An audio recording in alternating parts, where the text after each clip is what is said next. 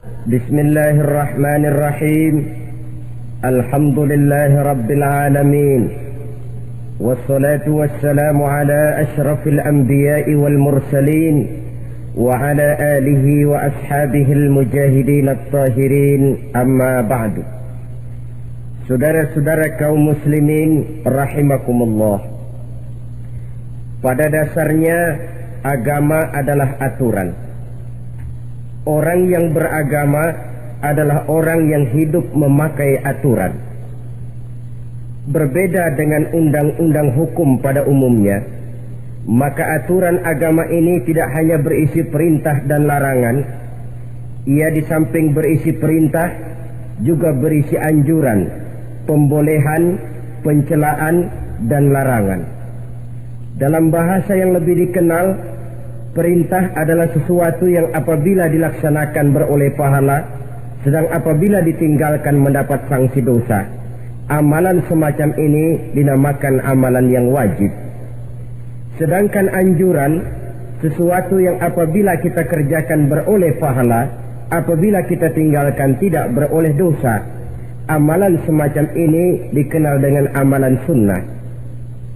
Pembolehan adalah sesuatu yang boleh saja, artinya boleh dikerjakan, boleh pula ditinggalkan, dan amalan semacam ini kita sebut dengan amalan mubah.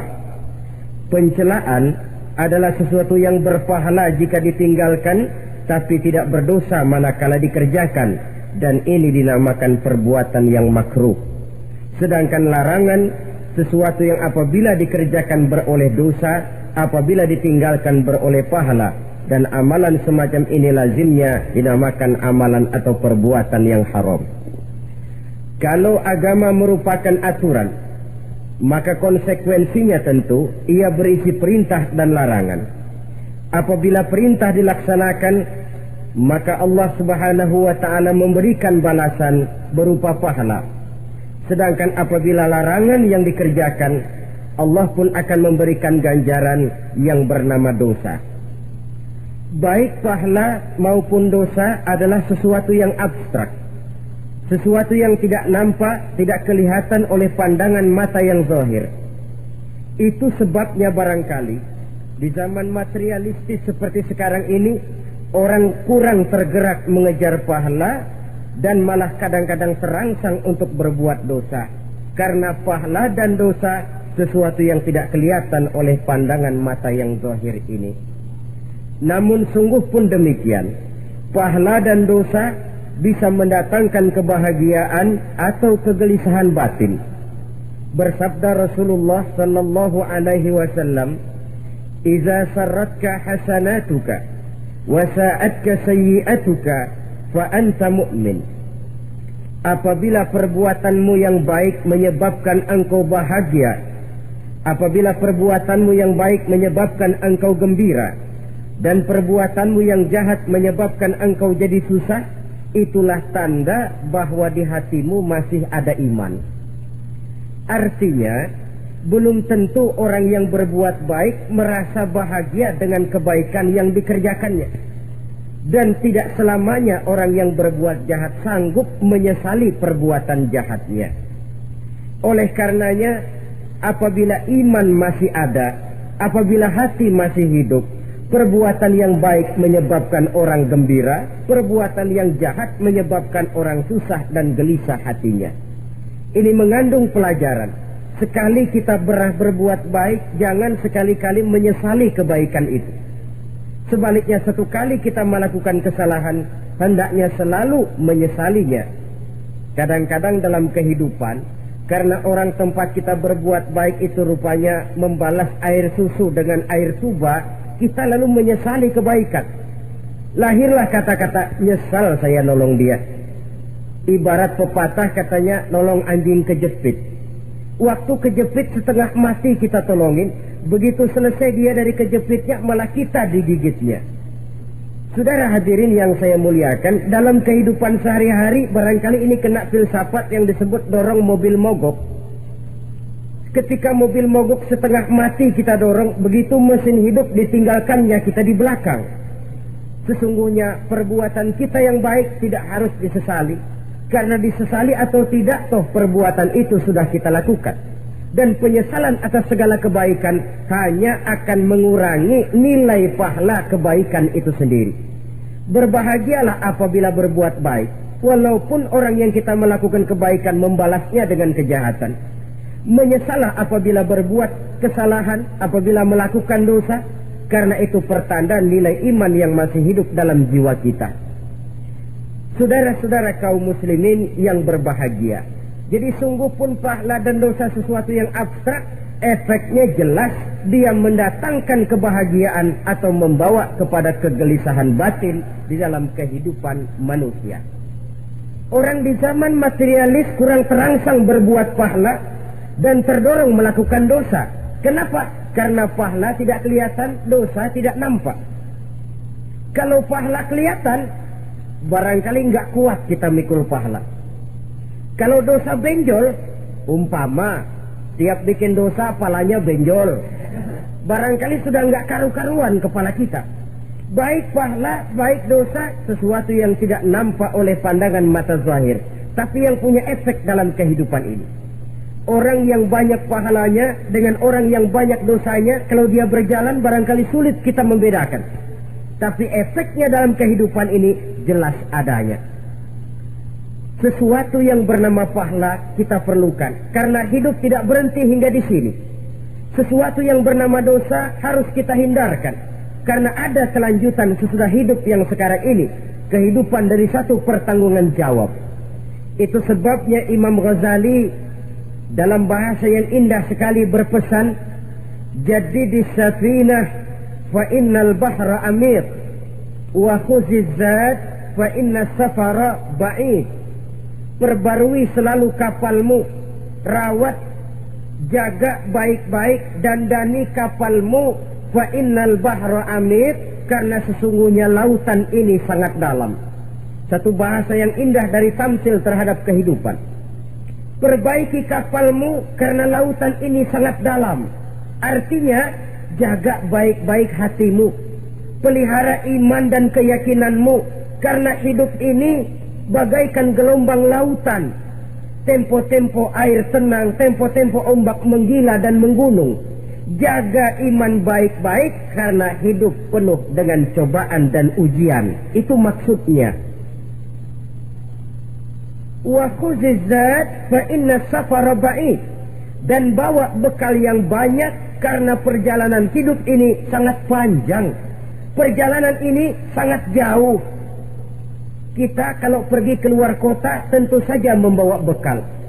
Makin jauh kota yang akan kita tuju, makin banyak bekal yang harus kita bawa. Alangkah sengsaranya manusia apabila dia akan pergi ke satu kota yang jauh, modalnya cuma nekat. Bagaimana nanti di sana sajalah.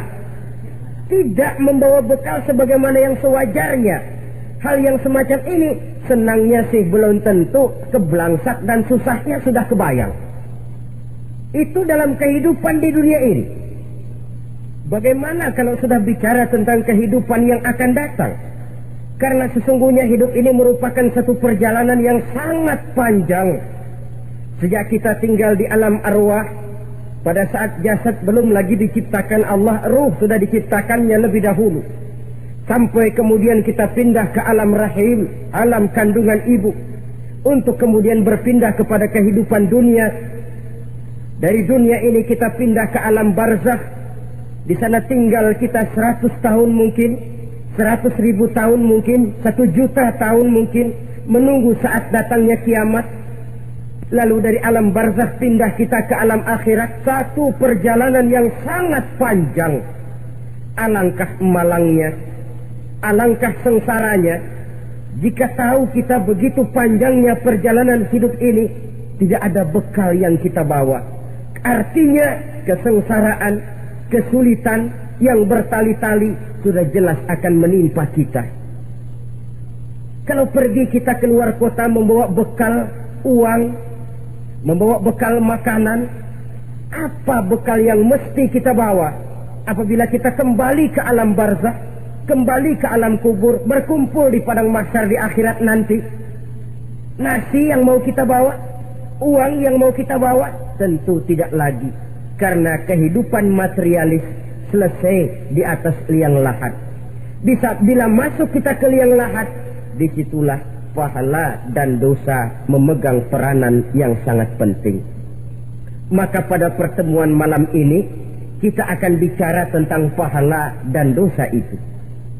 Saudara-saudara kaum muslimin rahimakumullah, yang dinamakan pahala, kata Imam Ali Al-Jurjani dalam kitab At-Ta'rifatnya, ma yastahiqqu bihi rahmatu wal maghfiratu minallahi ta'ala, sesuatu yang pelaksananya berhak untuk mendapat rahmah dan ampunan dari Allah.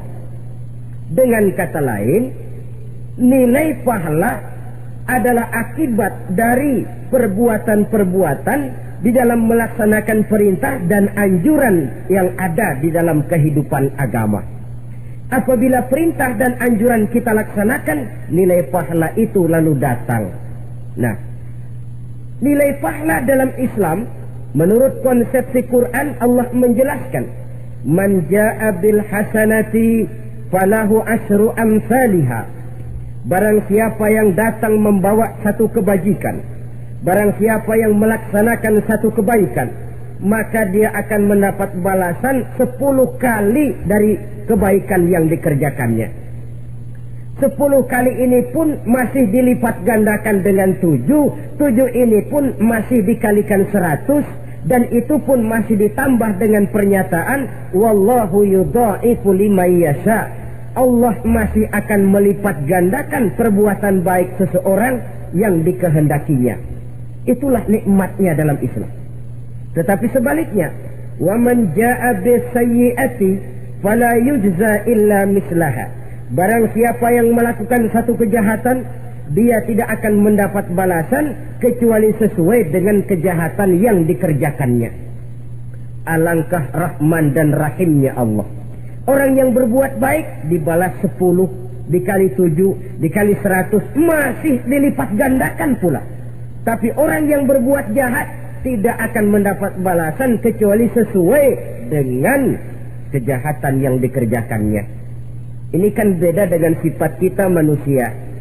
Kita ini kadang-kadang kalau dijitak membalasnya mukul. Tapi kalau orang berbuat baik kepada kita, kita enggan untuk berbuat baik kepada orang tadi. Allah tidak mengajarkan begitu. Satu kebaikan berbalas 10. Satu kejahatan berbalas dengan satu kejahatan. Maha Rahman dan Rahim Allah. Bahkan dalam Islam, niat berbuat baik saja mendapat pahala. Sedangkan niat berbuat jahat belum ditulis merupakan satu dosa sampai kejahatan itu dikerjakan oleh orang yang niat tadi. Umpamanya, saudara niat, nanti malam giliran pengajian saya mau hadir di majelis taklim. Pas datang waktu malam, hujan turun sangat lebat. Saudara berhalangan datang ke majelis taklim, saudara sudah mendapat pahala niat. Tapi saudara niat, nanti malam kalau turun hujan, saya mau bongkar rumahnya si fulan, saya mau curi seluruh harta bendanya. Ternyata malam saudara tidak mengerjakan perbuatan itu belum ditulis dosa sampai perbuatan itu benar-benar dikerjakan.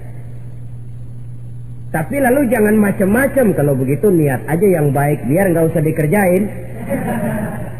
Niat aja pengen ngaji walaupun tidak ada niatan untuk ngaji. Allah lebih tahu tentang apa yang terdetik di dalam hati sanubari kita. Itulah sebabnya sangat dianjurkan orang untuk melakukan segala macam kebajikan, dan dianjurkan orang menjauhkan segala macam bentuk kejahatan, karena dia akan berefek melahirkan dosa dan pahala. Dosa dan pahala itulah alat untuk memperoleh kebahagiaan di alam kubur, di padang mahsyar, sampai di akhirat nanti.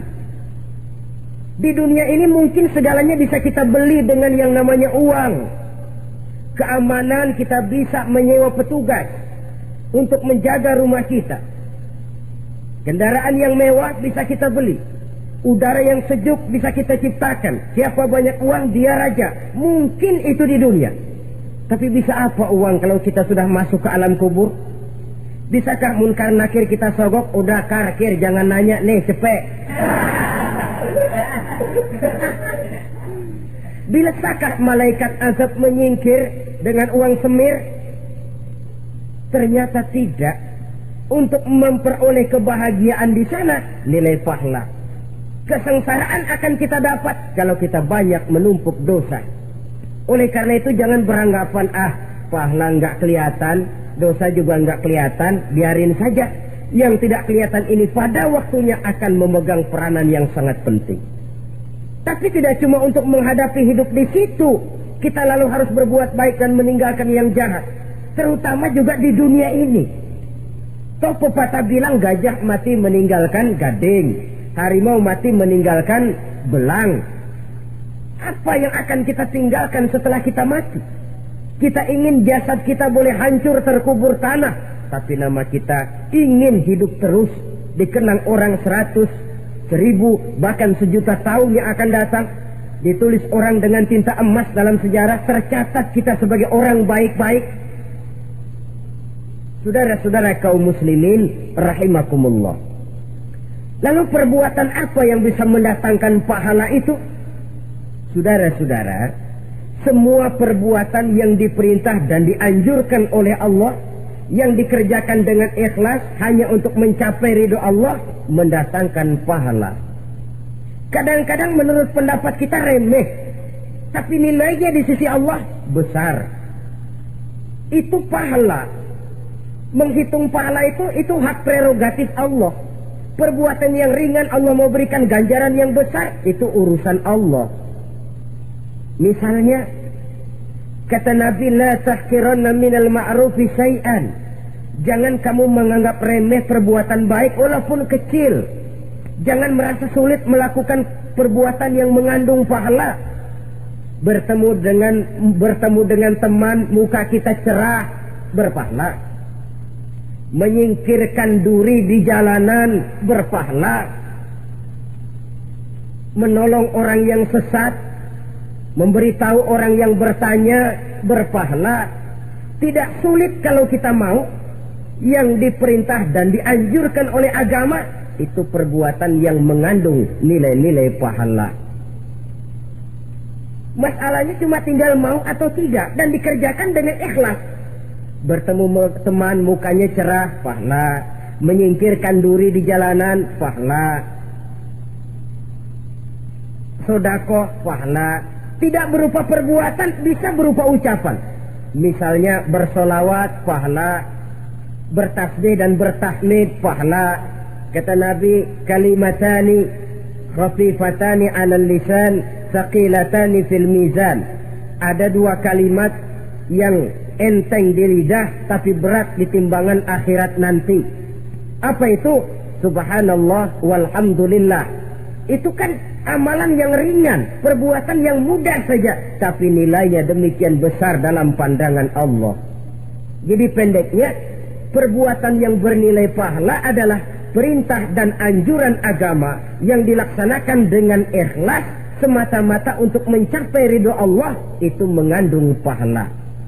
Niat dasarnya itu harus karena Allah. Landasannya harus karena ikhlas. Bukan cuma sekedar basa-basi. Tidak karena ingin dipuji orang. Tidak karena mengharap tanda jasa. Tapi ikhlas semata-mata. Dari perbuatan yang paling kecil dan mudah sekali, sampai kepada amalan-amalan yang besar dan memerlukan biaya yang besar. Seperti melaksanakan ibadah haji, seperti jihad fi sabilillah, membangun masjid, membangun pondok-pondok pesantren, membangun pusat-pusat kesehatan, membangun jalan-jalan umum, termasuk menjaga keamanan. Jangan dikira loh, si Skamling umpamanya, menjaga keamanan kampung tidak berpahala.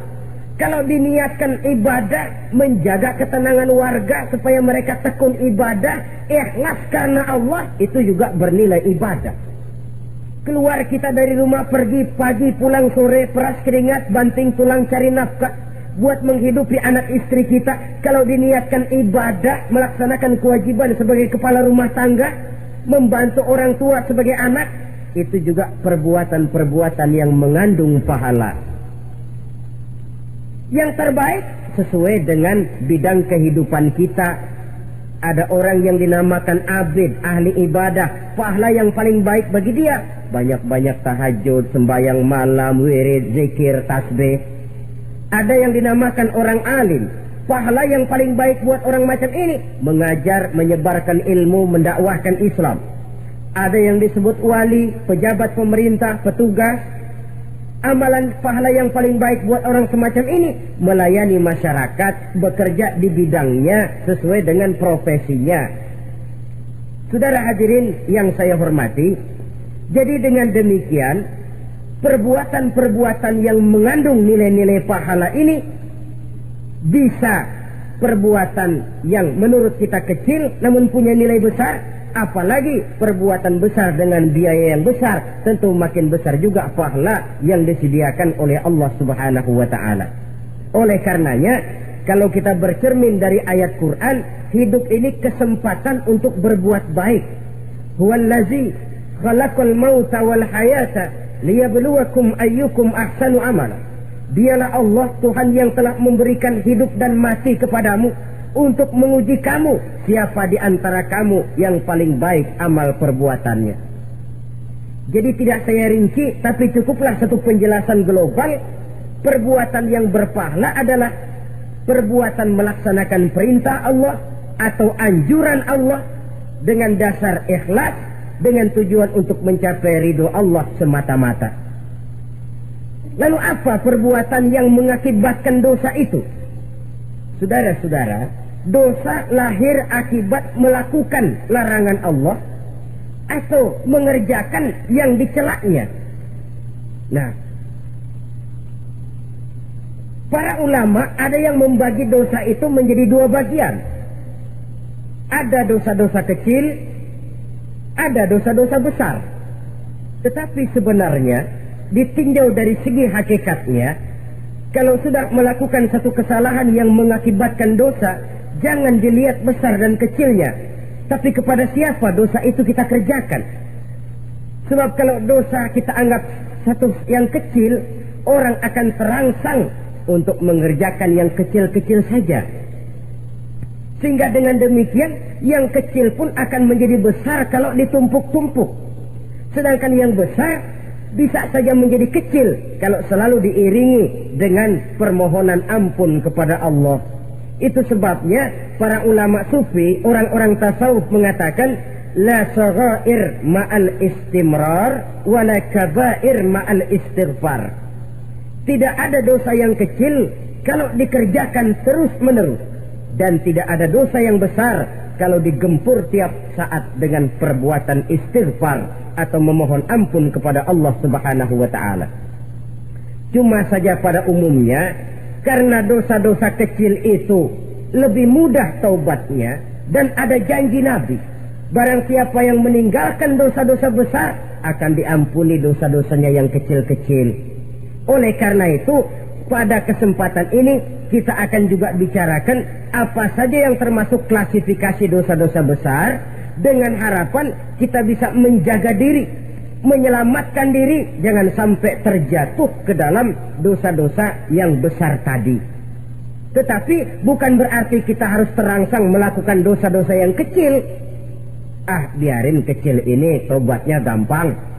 Dosa kelas teri. Dosa itu kan tidak kelihatan.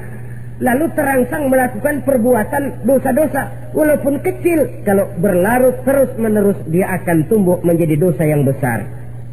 Oleh karenanya jangan sampai mengundang pengertian kalau kita membicarakan dosa-dosa yang besar lalu terangsang melakukan dosa-dosa yang kecil, karena bagaimanapun juga dosa kecil dan dosa besar sama dalam arti kepada Allah kita melakukan kesalahan. Dan dosa yang kecil pun kalau bertumpuk, dia akan menjadi banyak. Saudara-saudara kaum muslimin rahimakumullah, ada beberapa jenis dosa-dosa besar. Jenis yang pertama, asyirku billah, syirik atau menyekutukan Allah. Dari sekian deretan dosa-dosa besar, Syirik ini merupakan bapak moyangnya dosa. Dedengkotnya dosa itu syirik, menyekutukan Allah.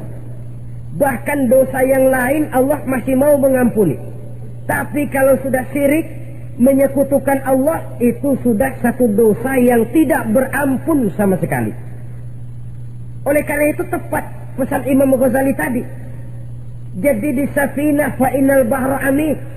Jaga iman, pelihara akidah, dandani kapal. Karena hidup ini gelombang lautan sangat dalam, hidup banyak cobaan. Di dalam hidup di zaman sekarang ini, saudara bisa perhatikan, di mana tensi ekonomi tinggi, lapangan kerja sulit, persaingan hidup makin tajam, sifat egois dan individualis tumbuh di mana-mana. Rasa solidaritas sosial menurun, sifat gotong royong musnah. Orang mudah potong kompas, potong jalan. Ingin cepat kaya, ingin cepat naik pangkat, ingin dapat kedudukan. Kadang-kadang akidah pun terjual, akidah pun musnah. Jatuh ke jurang syirik pun tidak jadi soal. Itu yang kita khawatirkan. Kalau dosa-dosa yang lain Allah masih mau mengampuni, tapi kalau sudah jatuh kepada syirik, Allah sama sekali tidak akan memberikan ampun. Dalam kaitan dengan ini barangkali tepat sinyalemen Imam Ali itu. Andai kata kemiskinan merupakan satu kepribadian, saya akan membunuhnya lebih dahulu. Artinya memang kemiskinan ini sering mendorong orang kepada jurang kemusyrikan. Tidak tahan menghadapi godaan perut akibat tensi ekonomi yang tinggi, lapangan kerja yang sulit. Iman pun jadilah ditukar dengan 3 liter beras. Akidah pun jadilah dibarter dengan 3 bungkus supermi, dengan pakaian bekas, dengan obat-obatan.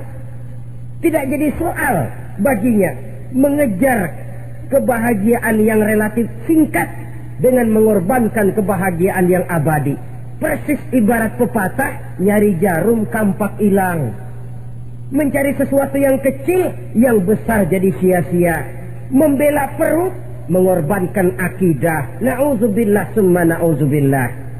Saudara-saudara kaum muslimin rahimakumullah, ini fakta, ini kenyataan.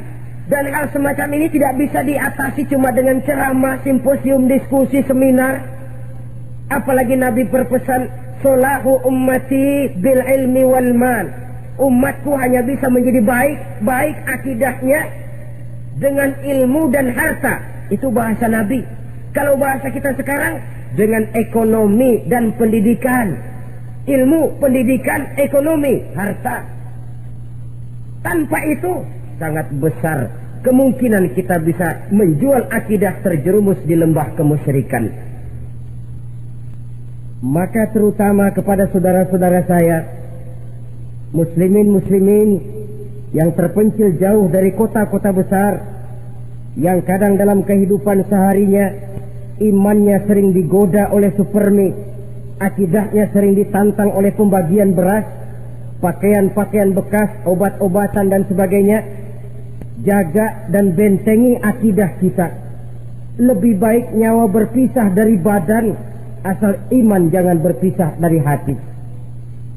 Kepada adik-adik saya para remaja, para pemuda di kota-kota besar yang iman dan akidahnya sering ditantang dengan minuman-minuman keras, fasilitas-fasilitas yang menghanyutkan, yang secara terarah dan praktis sedikit demi sedikit menggiring kita untuk keluar dari nilai-nilai akidah. Hati-hati, jaga baik-baik, sebab intan paling mahal, mutiara paling berharga, tidak lain nilai iman ini. Tergelincir kita daripadanya, jatuh ke lembah kemusyrikan, jatuh ke satu dosa yang teramat besar yang Allah tidak akan pernah memberikan ampun lagi. Ini dosa besar yang pertama.